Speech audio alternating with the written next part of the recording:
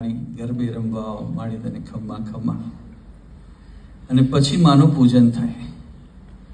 વડોદરા સિવાય આ વસ્તુ કોઈ જગ્યાએ અને એટલા માટે વડોદરું એ ગરબાનું મોસાળ છે, ઘરેણું છે. આ વડોદરા ઘરાણું છે અને વડોદરા ઘરાણું જ્યાં જાય ત્યાં અતુલ પુરોહિત તો ઠીક છે, પણ વડોદરાનો નાનામાં નાનો કલાકાર જ્યાં પણ જાય ત્યાં વડોદરાના ગરબાની લીટી મારીને આવે નક્કી. અને સચિન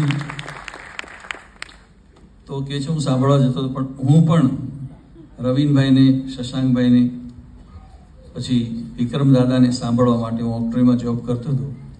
સેકન્ડ શિફ્ટમાંથી છૂટી અને ઇન્કમ ટેક્સ સર્કલ પર સાયકલ સ્ટેન્ડ પર કરી અને આખો કાર્યક્રમ સાંભળતો હતો. મને એમ થાય કે આહા કેવું સરસ છે.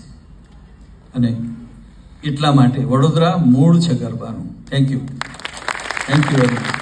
અને સચિન એ આખું ફેમિલી સુરેલું છે, પણ સચિનનું આખું ફેમિલી સુરેલું છે. Thank you. બસ આપના આશીર્વાદ. 2 જ મિનિટ લઈશ અતુલ દાદા. આપણા જે સપોર્ટર્સ, સ્પોન્સર્સ છે, ડિરેક્ટર્સ ટેસ્કો ચાર્જ ઝોનના, હવે આઈ કેન સે અમારા મિત્ર પણ છે કિન્નરીબેન અને કાર્તિકેયજી.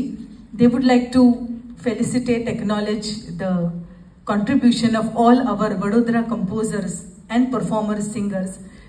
I think they have a big role to play in taking our Garba to the world stage.